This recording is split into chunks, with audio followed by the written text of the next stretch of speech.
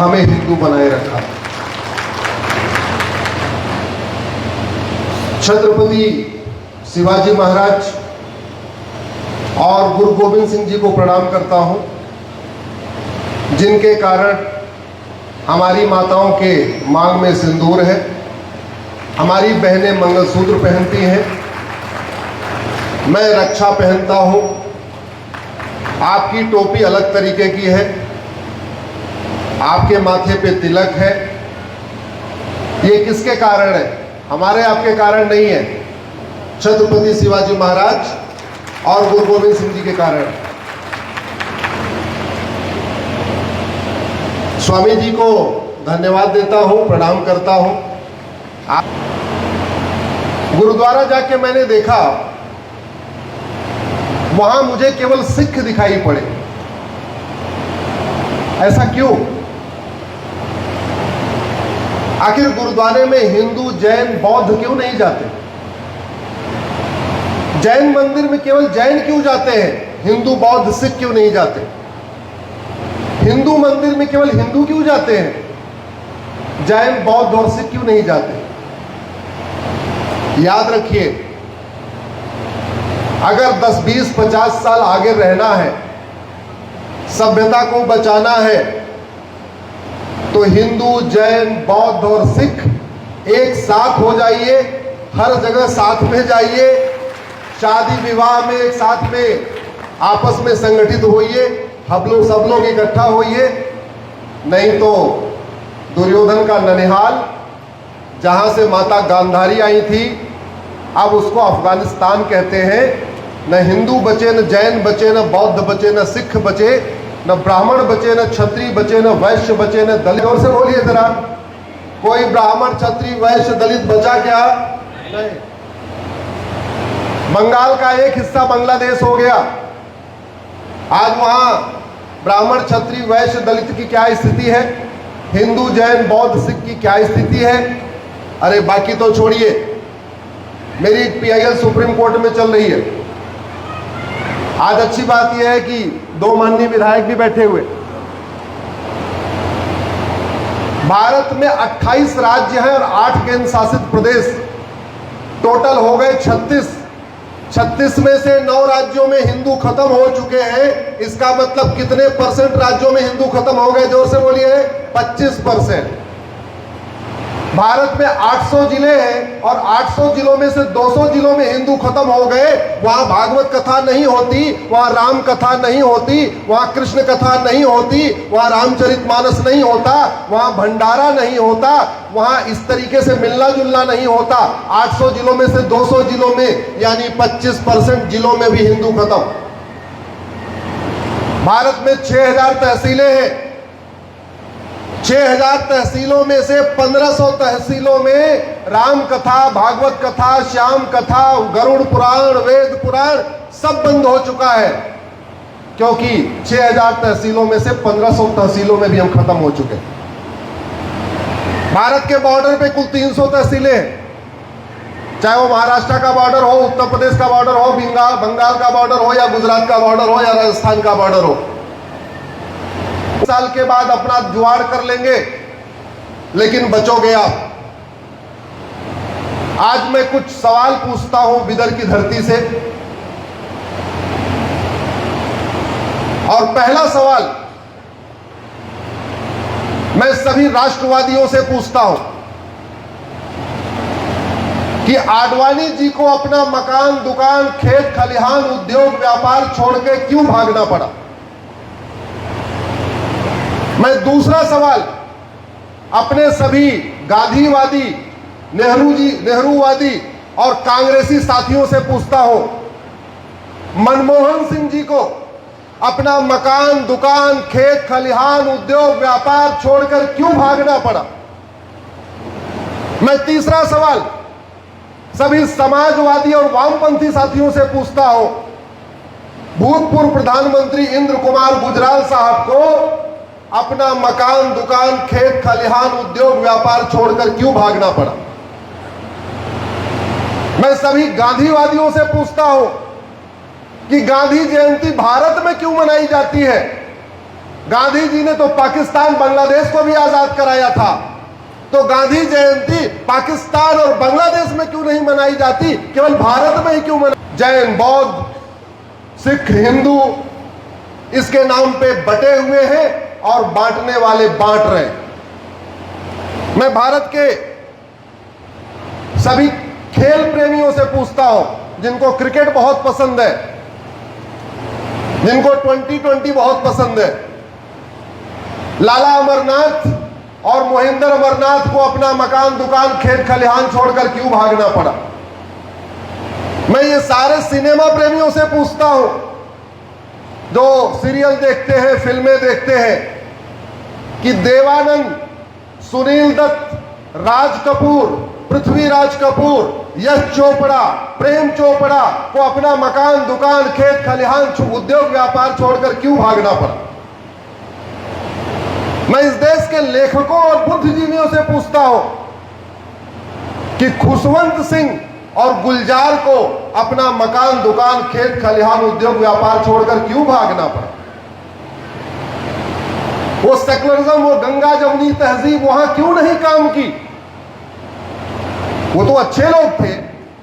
और मैं संविधान की शपथ लेने वाले सारे सुप्रीम कोर्ट और हाई कोर्ट के जजों से पूछता हूं, अगर सारे रिलीजन एक समान होते हैं, सारी किताबें एक समान होती हैं, अगर मजहब आपस में बैर रखना नहीं सिखाता, तो राम जेठमलानी जी को अपना मकान, दुकान, खेत खलिहान, उद्योग व्यापार छोड़कर क्यों भागना पड़ा? यह बहुत बड़ा फ्रॉड है, यह बहुत बड़ा झूठ है कि कुछ बात है कि हस्ती मिटती नहीं हमारी। यह बहुत बड़ा फ्रॉड है। हमारी हस्ती भी मिट रही है, हमारी बस्ती भी मिट रही है। अफगानिस्तान से हस्ती मिटी, बस्ती मिटी, वो हिंदू राष्ट्र था। 1805 में पंडित नंदराम टिक्कू अफगानिस्तान के प्रधानमंत्री थे। आखिर हमारी हस्ती भी मिटी, हमारी बस्ती भी मिटी। सिंध का सारा कारोबार सिंधी करते थे, मारवाड़ी करते थे, गुजराती करते थे, अग्रवाल माहेश्वरी समाज के लोग करते थे। कहां चले गए सिंध से? मुल्तान का सारा कारोबार जैन समाज के लोग करते थे। दुनिया का सबसे बड़ा भगवान पार्श्वनाथ का मंदिर मुल्तान में था। आज उस मुल्तान में नमाज पढ़ी जाती है, उस मुल्तान में एक भी जैन नहीं बचा। और फिर भी कहते हैं कुछ बात है कि हस्ती मिटती नहीं हमारी। अरे अफगानिस्तान हिंदू राष्ट्र था, खत्म हो गए। पाकिस्तान हिंदू राष्ट्र था, खत्म हो गए। बांग्लादेश हिंदू राष्ट्र था, खत्म हो गए। मालदीव, इसका नाम पहले मल्लदीप था, यह तमिलनाडु का पार्ट था, विजयनगरम साम्राज्य का हिस्सा था। आज की डेट में उसको मालदीव कहते हैं, पहले वो मल्लदीप था। वहां से भी खत्म हो गए, कश्मीर से खत्म हो गए, मेघालय से खत्म हो गए, मिजोरम से खत्म हो गए, मणिपुर से खत्म हो गए, नागालैंड से खत्म हो गए, लद्दाख से खत्म हो गए, लक्षद्वीप से खत्म हो गए, 9 राज्यों में खत्म हो गए, 800 जिलों में से 200 जिलों में खत्म हो गए, 6000 तहसीलों में से 1500 तहसीलों में खत्म हो गए। और फिर भी कहते हैं कुछ बात है कि हस्ती मिटती नहीं हमारी। सोचना पड़ेगा। याद रखिए, आंख बंद करने से समस्या का समाधान नहीं होता। और जिनके भरोसे आप बैठे हुए हैं, अगर आप किसी नेता अभिनेता के भरोसे बैठे हैं कि 25 साल के बाद आपका घर बचाने आएगा, तो आप बहुत बड़ी गलतफहमी में हैं। सबसे पहले नेता ही भागते हैं। 1947 का जब विभाजन शुरू हुआ, जब मारकाट शुरू हुई, तो आम जनता पहले नहीं भागी थी, सबसे पहले नेता ही भागे थे। क्योंकि नेताओं के पास, अधिकारियों के पास आईबी का इनपुट आ जाता है कि अब यहां आगजनी होने वाली है, अब यहां दंगा होने वाला है, अब यहां हिंसा होने वाली है। वो पहले परिवार लेके निकल लेते। इसलिए मेरा कहना है, जाति पात की करो विदाई, हम सब हिंदू। जोर से बोलिए, जात पात की करो विदाई, हम सब हिंदू। जात पात की करो विदाई, हम सब हिंदू बचे रहना चाहते हैं, हिंदू बन जाइए। नहीं, ये गंगा जमनी तहजीब, ये संविधान, ये सेकुलरिज्म, ये कुछ काम नहीं आने वाला। जिन 9 राज्यों में हिंदू खत्म हो गए वहां ये संविधान काम नहीं करता। जिन 9 राज्यों में हिंदू खत्म हो गए वहां सेकुलरिज्म काम नहीं करता। जिन 9 राज्यों में हिंदू खत्म हो गए वहां गंगा जमुनी तहजीब काम नहीं करती। जिन 9 राज्यों में हिंदू खत्म हो गए वहां सबका साथ सबका विकास भी काम नहीं करता। कड़वी सच्चाई बता रहा हूं आपको, इसलिए ज्यादा अच्छा है एक हो जाइए। मैं कुछ आपको कड़वी बातें बताना चाहता हूं। 800 जिलों में से 200 जिलों में तो पहले ही खत्म हो गए, अब बचे हैं 600। और 600 में से जो मेरे पास आंकड़े हैं उसके हिसाब से मात्र 300 जिलों में ये कथा पूजा चल रही है। सारी कथा, भागवत कथा, राम कथा, बाकी जितनी कथा पूजा है ये कितने जिलों में चल रही है? 300। 300 जिले हमने जमातियों के लिए और मिशनरियों के लिए छोड़ रखा। और ये जो कथा बाकी जिलों में चल भी रही है तो विधायक जी ये केवल डिस्ट्रिक्ट हेडक्वार्टर पे चल रही है, तहसील के लेवल पे कोई कथा हो ही नहीं रही है, गांव के लेवल पे कोई कथा हो ही नहीं रही है। वहीं दूसरी तरफ हमारे कथावाचक तहसील में भी नहीं पहुंच रहे, हमारे कथावाचक थाना लेवल के पे भी नहीं पहुंच रहे। दूसरी तरफ जमाती और मिशनरी गांव गांव पहुंच रहे। यह हमारे लिए बहुत बड़ा खतरा है। इसलिए मैं, अगर यहां पे जितने भी व्यापारी समाज के लोग बैठे हैं, आज उनसे मैं हाथ जोड़ के कुछ निवेदन करता हूं। बेटे, कि तुम्हारे गांव में एक मंदिर है कि नहीं? अगर वो कहता है नहीं, तो मैं हाथ जोड़ के सभी अग्रवाल समाज, माहेश्वरी समाज, जैन समाज, मारवाड़ी समाज, व्यापारी समाज, जो भी हमारे संपन्न लोग हैं, वो कुछ भी हैं जिनके पास थोड़ी सामर्थ्य है पैसे की, तो जीवन में संकल्प लीजिए कि मैं अपने यहां काम करने वाले मजदूरों के यहां 1 मंदिर, 2 मंदिर, 3 मंदिर, 4 मंदिर, जितने आप सक्षम हैं उतने मंदिर बनवाइए। शादी विवाह के खर्चे की कटिंग करिए। वो फालतू आतिशबाजी करने में, घोड़ा दौड़ाने में, लाइटिंग करने में, अरे अगर 20 तरीके की सब्जी बनवानी है तो 10 तरीके की सब्जी बनवाइए। अगर पर प्लेट आपको 5000 खर्च करना है तो पर प्लेट 2000 खर्च करिए, 3000 खर्च करिए। लेकिन अपनी शादी की सालगिरह पे, अपने बेटे की शादी की सालगिरह पे, बेटे बेटी की शादी में, अपने जन्मदिन पे ढूंढ ढूंढ के जिन गांव में मंदिर नहीं है वहां एक मंदिर बनवाइए। और मैं कहता हूं गांव में एक मंदिर 5 लाख में तैयार हो जाता। मैं सूरत में मेरा कार्यक्रम था, वहां मैं आग्रह करके आया 10 साल पहले, और मुझे बहुत खुशी है। सूरत का ढोलकिया परिवार जो हीरे का कारोबार करता है, अब तक 350 मंदिर बनवा चुका है। सूरत के सावजी भाई ढोलकिया, गोविंद भाई ढोलकिया, वो ढोलकिया फैमिली अपने सारे एम्प्लॉइज से पूछ पूछ के कि तुम्हारे गांव में मंदिर है कि नहीं, बाकायदा अपना आदमी भेजते हैं, 5 लाख का चेक देते हैं और मंदिर बनवाने के लिए छुट्टी देते हैं। बोले जाओ तुम 15 दिन की छुट्टी ले जाओ, 20 दिन की छुट्टी ले जाओ, लेकिन एक मंदिर बनवा के आओ। जब उन गांव में मंदिर बनेगा तो वहां घंटा घड़ियाल भी बजेगा, वहां पूजा शुरू होगी, हनुमान जी को वहां स्थापित कर देंगे, शंकर जी को स्थापित कर देंगे, तो धर्मांतरण रुकेगा। और धर्मांतरण अगर नहीं रुका तो याद रखना 25 साल के बाद भारत में फिर से भयानक नरसंहार होगा। मैं धमकी नहीं दे रहा हूं, मैं आंकड़ों के हिसाब से बता रहा हूं। जिस तरीके से हमारी हस्ती मिट रही है, हमारी बस्ती मिट रही है, अगर ये धर्मांतरण नहीं रोका गया, अगर ये लफ्ज़ जिहाद नहीं रोका गया, अगर ये लैंड जिहाद नहीं रोका गया, अगर ये ड्रग जिहाद नहीं रोका गया, अगर ये घुसपैठ जिहाद नहीं रोका गया, तो आने वाले 25 साल के बाद बहुत खराब तस्वीर होगी। 1805 में पंडित नंदराम टिक्कू जब अफगानिस्तान के प्रधानमंत्री थे तो कभी सोचा नहीं था कि 10 साल बाद हमको अपना ये देश छोड़ के भागना पड़ेगा और यहां सारे हिंदू खत्म हो जाएंगे। और खत्म हुए कि नहीं हुए? अफगानिस्तान में हुए। 1990 में कश्मीर के लोगों ने सोचा नहीं था, 1 महीने के बाद अपना मकान दुकान खेत खलिहान छोड़ के भागना पड़ा। और भागे कि नहीं भागे? भागे। तो आप जो नहीं सोच रहे हैं इसका मतलब वो नहीं होगा, ये आपकी सोच गलत। आप जो नहीं सोच रहे हैं वो भी हो सकता है, इसलिए भविष्य की सोचिए, भविष्य की तैयारी करिए।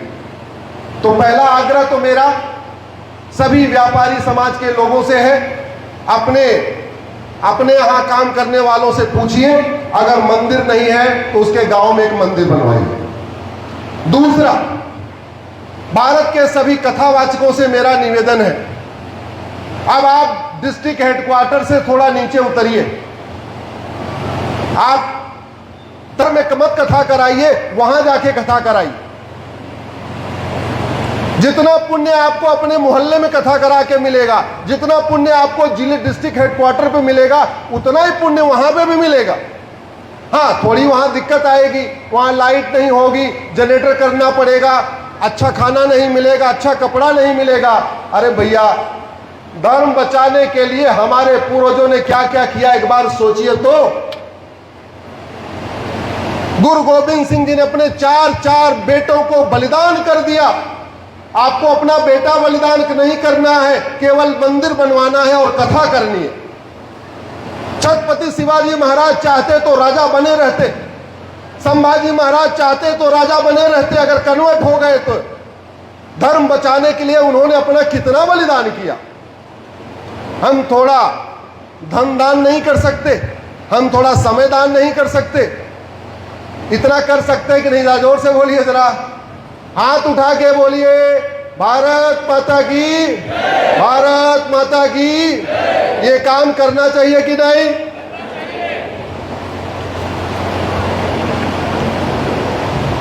एक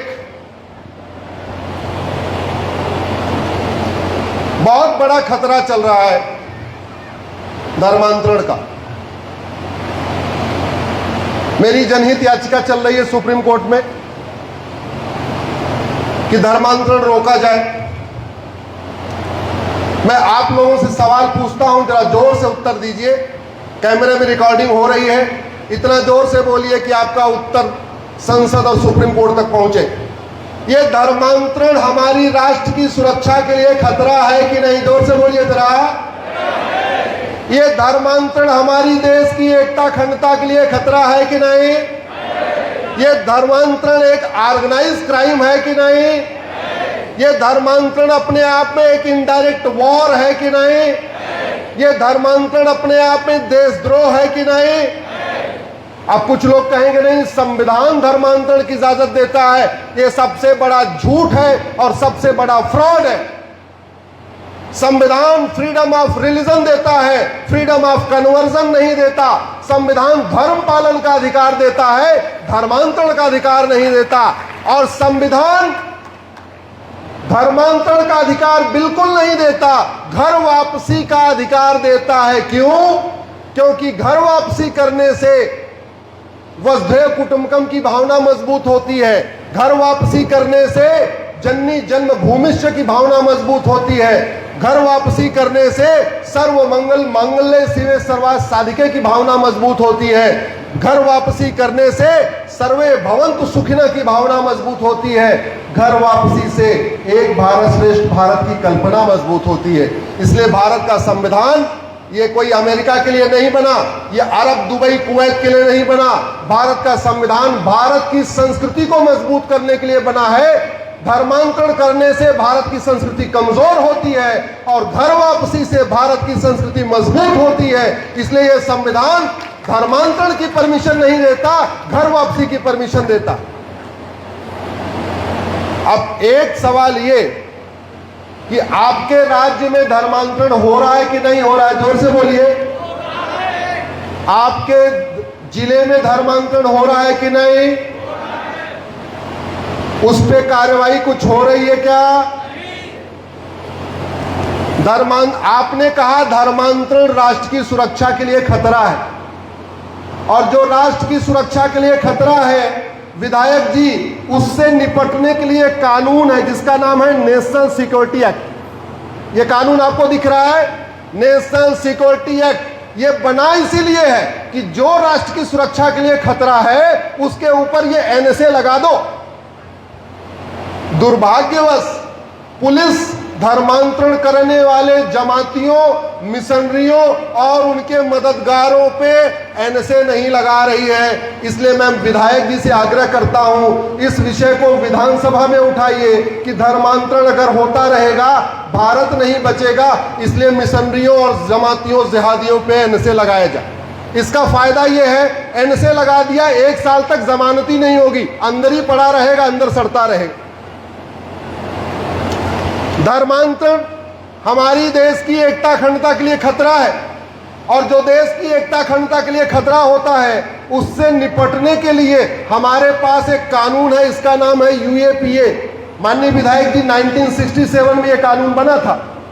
दुर्भाग्यवश आज तक किसी भी जमाती, किसी भी मिशनरी, किसी भी धर्मांतरण कराने वाले जिहादी के ऊपर यह यूएपीए लगा ही नहीं।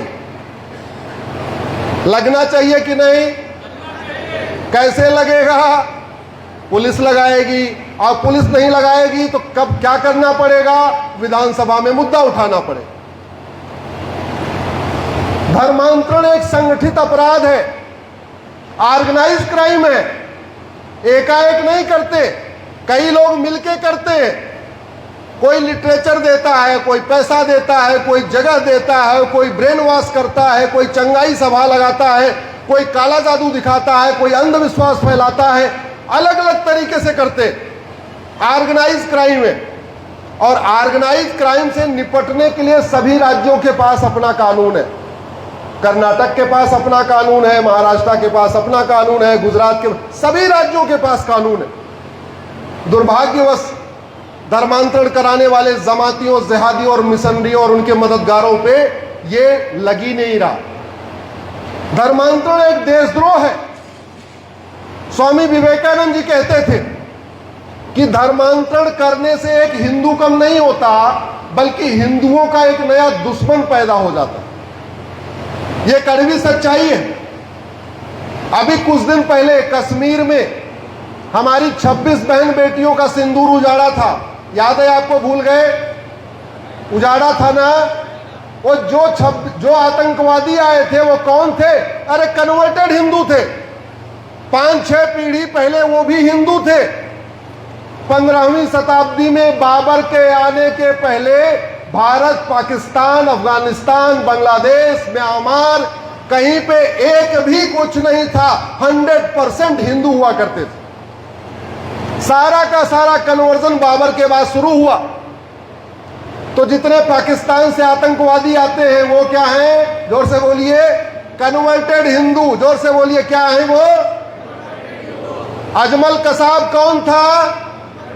कन्वर्टेड हिंदू। जोर से बोलो भाई, पीछे से नहीं आवाज। कन्वर्जन हमारे लिए देशद्रोह है कि नहीं? जोर से बोलिए। और जो देशद्रोह है उससे निपटने के लिए कानून है, लेकिन देशद्रोह की धारा लगाई नहीं जा रही। कन्वर्जन अपने आप में इनडायरेक्ट वॉर है, वेजिंग वॉर है। मुगल यहां सत्ता के लिए नहीं आए थे। बाबर, हुमायूं, तुगलक, गजनी, गौरी, खिलजी और टीपू सुल्तान सत्ता के लिए नहीं आए थे। क्या कराने आए थे? धर्मांतरण। सत्ता तो उनके लिए साधन था, क्योंकि सत्ता प्राप्त करने के बाद धर्मांतरण कराना आसान होता है। ईस्ट इंडिया कंपनी बिजनेस करने नहीं आई थी। अंग्रेज यहां बिजनेस करने नहीं आए थे। अंग्रेज सत्ता के लिए नहीं आए थे। सत्ता उनके लिए साधन था। एक्चुअली वो क्रिश्चियनिटी को फैलाने आए थे। तो जितने मुगल थे वो इस्लाम को फैलाने आए, जितने अंग्रेज थे वो क्रिश्चियनिटी को फैलाने आए, और फैलाया उन्होंने। 9 राज्यों में मार्च खत्म हो गए, उसमें उनका बहुत बड़ा योगदान है। ये धर्मांतरण अपने आप में वेजिंग वॉर है, इनडायरेक्ट वॉर है।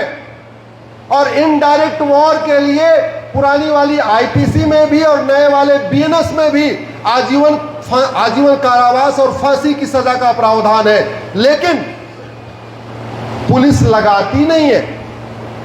तो हो क्या रहा है? धर्मांतरण कराना एकता अखंडता के लिए खतरा है, एनसे नहीं लग रहा है।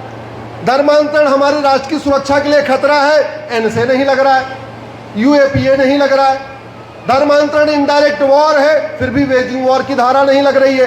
धर्मांतरण देशद्रोह है, फिर भी देशद्रोह की धारा नहीं लग रही है। इसका समाधान एक ही है, विधानसभा में प्रस्ताव पेश किया जाए और डीजीपी को बोला जाए, चीफ सेक्रेटरी को बोला जाए, सभी जिले के कप्तानों को बोला जाए, जो धर्मांतरण करा रहा है उसके खिलाफ एनएसए लगाओ, यूएपीए लगाओ, वेजिंग वॉर लगाओ, देशद्रोह लगाओ, गैंगस्टर एक्ट लगाओ, 100% प्रॉपर्टी जब्त करो, इनकी नागरिकता खत्म करो, इनको आजीवन कारावास फांसी देना शुरू करो। मैं गारंटी के साथ कहता हूं, ये 5 धाराएं मिशनरियों पे, जमातियों पे लगना शुरू हो जाए, कर्नाटक से धर्मांतरण रुक जाएगा। और जहां जहां ये धाराएं 5 लगेंगी, जिस भी राज्य में लगना शुरू हो जाएंगी, वहां धर्मांतरण 100% बंद हो जाएगा। ये मैं गारंटी आपके साथ दे रहा हूं। लेकिन इसके लिए आवाज उठाना पड़ेगा। धर्मांतरण एक बहुत बड़ा प्रॉफिटेबल धंधा हो गया, बहुत बड़ा बिजनेस हो गया। वही हिंदू अगर ड्राइवर की नौकरी करता है तो 20,000 रुपए कमाता है, इंजीनियर बन जाता है तो 50,000 रुपए कमाता है, टीचर बन जाएगा, हवलदार बन जाएगा तो 50-60 हजार कमाएगा, और ज्यादा होगा तो 1-2 लाख कमा लेगा। लेकिन अगर वो धर्मांतरण कराने लग जाए तो 4 से 5 लाख रुपए महीने कमा सकता है। पर फैमिली 1 लाख रुपए मिलता है, वो भी SC ST ट्राइबल फैमिली को कन्वर्ट करने पे 1 लाख मिलता है। अगर वो व्यापारी समाज है, अग्रवाल, जैन, माहेश्वरी, मारवाड़ी समाज है, क्षत्रिय समाज है, या लिंगायत समाज का है, या ब्राह्मण, मतलब जो थोड़े संपन्न समाज का है, तो 5 लाख, 6 लाख, 8 लाख, 10 लाख तक मिलता है। अंदर से भी फंडिंग हो रही है, बाहर से भी फंडिंग हो रही है। अंदर जो ड्रग के जरिए पैसा आ रहा है वो भी धर्मांतरण के काम आ रहा है, बाहर से हवाला की फंडिंग आ रही है, FCRA की फंडिंग आ रही है। तो जब तक फंडिंग नहीं बंद होगी तब तक धर्मांतरण नहीं बंद होगा। जब तक काला धन खत्म नहीं होगा तब तक धर्मांतरण नहीं खत्म होगा। जब तक हवाला कारोबार खत्म नहीं होगा तब तक धर्मांतरण नहीं रुकेगा। जब तक विदेशी FCRA की फंडिंग नहीं रुकेगी तब तक धर्मांतरण नहीं रुकेगी। अब आपके पास ऑप्शन है, या तो 15-20 साल बाद, 15-20 साल तक काले धन का मजा ले लीजिए, हवाला का मजा ले लीजिए, 500,000 की नोट का मजा ले लीजिए, और नहीं तो थोड़ा कष्ट आप भुगतिए।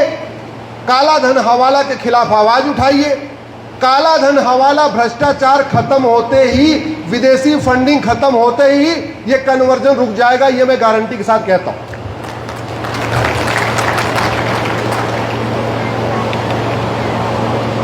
अब ये काला धन हवाला रुकेगा कैसे? पहली बात तो कानून बनाना पड़ेगा, लेकिन उससे पहले बड़ी नोट बंद करना पड़ेगा। मैं बहुत दिन से इसकी लड़ाई लड़ रहा हूं। जितनी बड़ी नोट होती है उतना ज्यादा काला धन होता है। ये भारत का नहीं, ये पूरी दुनिया का नियम है। जितनी बड़ी नोट होती है उतना ज्यादा हवाला होता है। जितनी बड़ी नोट होती है उतना ज्यादा फंडिंग होती है। सरकारी आंकड़े कहते हैं कि 80% भारतीय पर डे 100 रुपए से कम खर्च करते हैं। 80% लोग पर डे कितना खर्च करते हैं? जोर से बोलिए जरा। 100 रुपए से कम। एक काम करो, एक बार हाथ उठा के बताओ कितने लोग इसमें हैं पर डे 100 रुपए से कम खर्च करते हैं? ये लो, 80% यही हो गया। ये सच्चाई है। मात्र 20% लोग पर डे 100 रुपए से ज्यादा खर्च करते हैं। और जो 20% लोग पर डे 100 रुपए से ज्यादा खर्च करते हैं, उनके पास एटीएम है, पेटीएम है, भीम है, यूपीआई है, डेबिट कार्ड है, क्रेडिट कार्ड है। अब तो गोलगप्पे वाला भी स्कैनर पे लेने लग गया, 10-20 रुपए लेता है कि नहीं लेता। मैं धन्यवाद दूंगा आज चंद्रबाबू नायडू साहब को। अभी मैं आपके कार्यक्रम में आते समय उनका पढ़ रहा था उनका बयान। उन्होंने कहा है कि 100 रुपए से बड़ी नोट बंद होनी चाहिए। हमको एक समर्थक मिल गया, पहले नहीं मिला था, बिदर आने पे ही मिला। अभी अभी मैंने देखा उनका बयान, तो चंद्रबाबू नायडू साहब कह रहे हैं कि भ्रष्टाचार को जड़ से खत्म करना है।